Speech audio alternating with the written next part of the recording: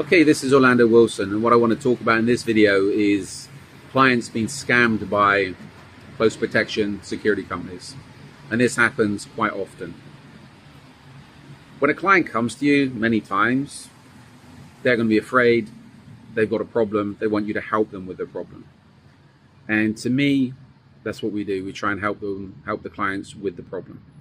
But first of all, we have to identify whether they actually do have a problem. This is where your threat assessments come in, etc., and actually researching the client and seeing what the situation really is. And you need to do this for a couple points. One, you need to know if you can actually do the job, or maybe the client has issues with law enforcement, has issues with organized crime, and you don't want to be part of the job because you can end up getting yourself in a lot of trouble. So from a provider's point of view, a service provider's point of view, you need to know what the real situation is with the client to cover your own ass. Now, what happens in a lot of cases, a client will go to a security company and say they got a problem, and all that client is thinking, or the security company is thinking is, okay, we get to play bodyguard and we get to make some money. I know multiple cases of where security companies, investigation companies have taken advantages of clients and played on their fears.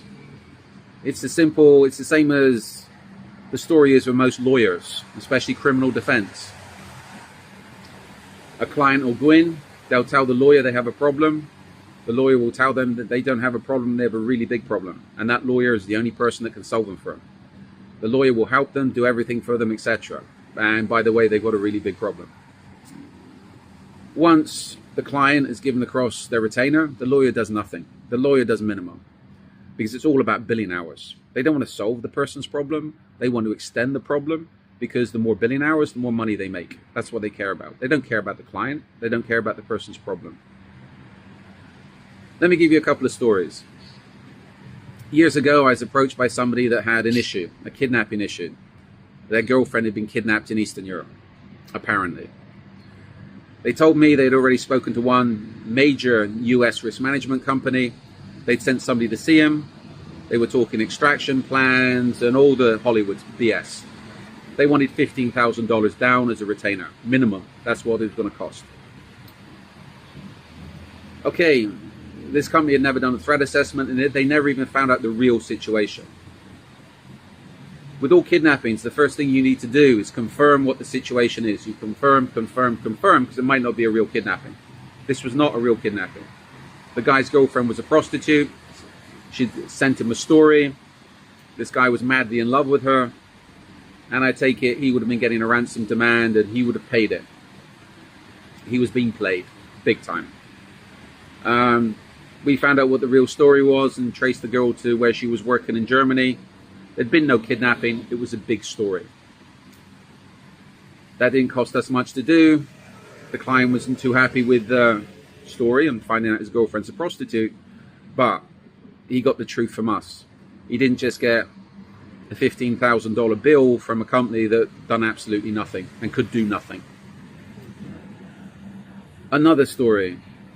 Back in the crazy days in Eastern Europe, I come across a guy that claimed to have, well, this guy had said he had mafia issues in Moscow.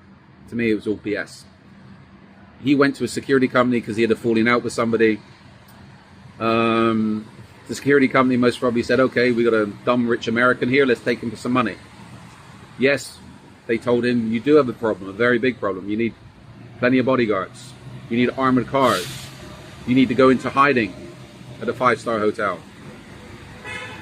He was then escorted to the airport in a motorcade, whipped through customs, put on a plane back to the US. I wouldn't say he had a problem. I would say that security company just saw somebody they could make a lot of money off by going along with his fears and blowing the problem out of proportion, where there was no problem. If this guy had a problem with organized crime, Russian organized crime, well, he was living in Aventura, South Florida, which was right next to Sunny Isles, which in the day was a big Russian area. You know what? If he had such a big organized crime problem, he wouldn't be telling everybody about his big organized crime problem at his dinner parties, etc., etc., etc. So That's another one where a client was played by a security company.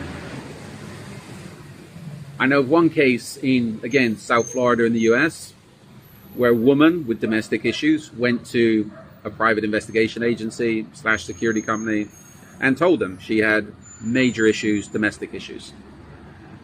Whether she did or not, I don't know, but I know that private investigation company hired their own people to follow her, and when they had protection people with her, they were pointing out that, oh my God, we've been followed. There's a car following us. That guy's watching us. Yeah, they were, because they were own people. And again, they were pointing this out to the woman, and they were playing on her fears. They were frightening her more, so she kept paying for their services. To me, that's completely unethical. At the lower end of the scale, I know a security guard company years ago in UK, they did a lot of construction sites, etc., building sites, and the owner of the company used to go around and throw stones at his guards at night.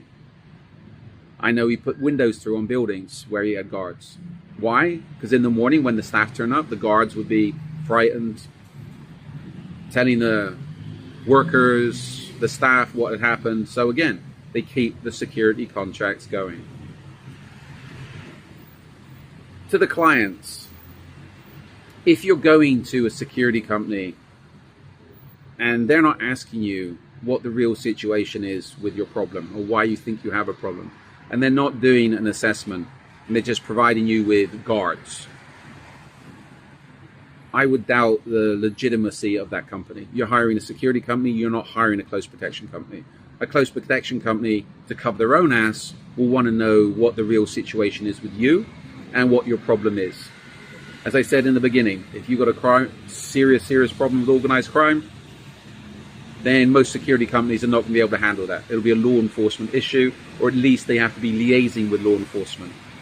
If for some reason you've done something wrong and you're being followed by law enforcement, I would want to know that as well, because I'd be very wary about taking you on as a client, if at all.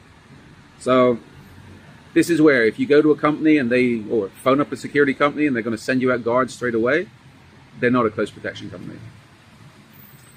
So this is a scam that happens all the time.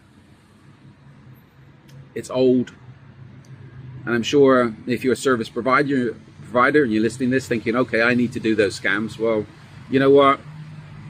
Trash is trash. That's all I can say. To me, if you're a professional close protection company and somebody comes to you with a problem, you want to help them, and you can make plenty of money helping people and providing the services you're meant to provide. If you need to scam people, then you're one of the people that's destroying the close protection business. But people like you have been around forever, and trash is trash. Okay, I hope you found this video informative. I got 3 books online specifically to do with close protection on Amazon. We're throwing out more videos that are on LinkedIn, TikTok, Instagram, YouTube, etc. If you have any questions, serious questions, please feel free to drop me a line if you're connected with me, and I'm happy to answer relevant questions when I have the time. So thanks for watching, and again, if you're serious about this business, please be serious. If you're a scammer, please stay away from me.